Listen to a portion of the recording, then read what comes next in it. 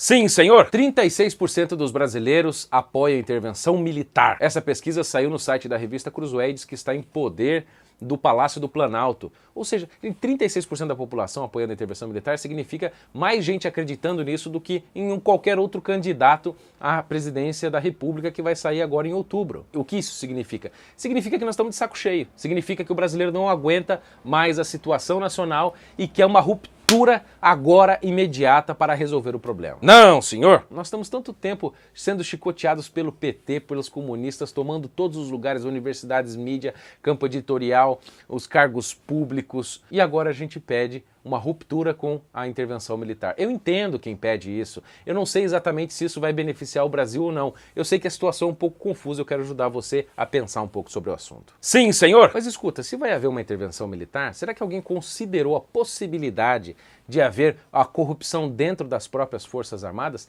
Tem muito áudio circulando aí de pessoal denunciando, etc. E eu fiquei pensando nisso hoje. Será que não tem corrupção dentro das Forças Armadas? Tem até um general que é ministro do Temer. As próprias Forças Armadas estão divididas por dentro.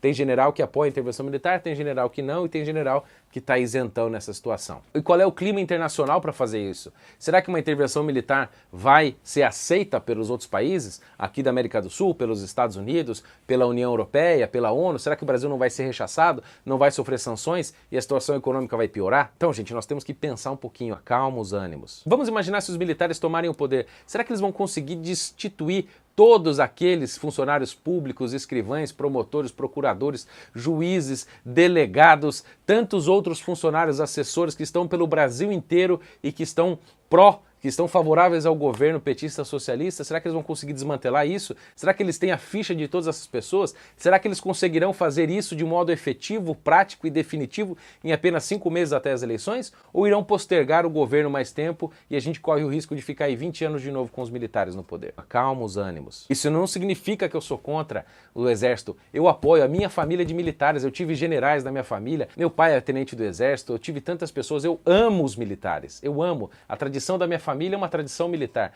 mas a gente tem que entender a situação nacional e não sair gritando uma coisa sem pensar nas consequências óbvias disso. Sim, senhor! E vamos imaginar que então que os militares assumam, tá? Vamos considerar isso. Se eles assumirem, será que eles terão a capacidade de gerir o governo como fizeram em 64 e dar um boom econômico no país de novo? Ou o país pode quebrar na mão deles, não por culpa deles, e aí então todo o prestígio que as Forças Armadas gozam no Brasil se desmantela e a gente perde uma força importante de segurança nacional. Mas se as pessoas querem um militar no poder, por que elas não aguardam as eleições e votam no Bolsonaro, não votam em candidatos aí militares, etc? Por que não fazem isso? Aí você vai me dizer, não, Bernardo, mas o voto impresso não existe, vai ser urna eletrônica, vai ser tudo fraudado. Digo assim, a questão pode ser até que o voto não seja impresso em todas as urnas. A pergunta é quem apura os votos? Em 2014, a apuração dos votos foi secreta, eram 20 e tantas pessoas, com o Toffoli, que era advogado do PT, checando as urnas secretamente. Isso é fraude. Então, mais importante do que voto impresso ou urna eletrônica é quem vai contar e auditar os votos. Isso os militares têm que garantir pra gente. Sim, senhor! Mas vamos imaginar que não há intervenção militar,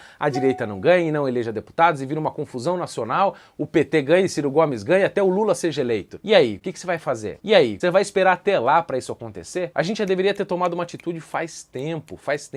Mais do que intervenção militar, é intervenção cultural. Foi assim que a esquerda tomou o poder, gente. Será que a gente não aprende isso nunca? Nunca! E aí? Nós somos uma militância que grita desorganizadamente por uma mudança súbita. Não é assim que funciona, gente. Calma. Você sabe o que o pessoal do tráfico tá fazendo no Rio de Janeiro? Um padre amigo meu que trabalhou lá me contou.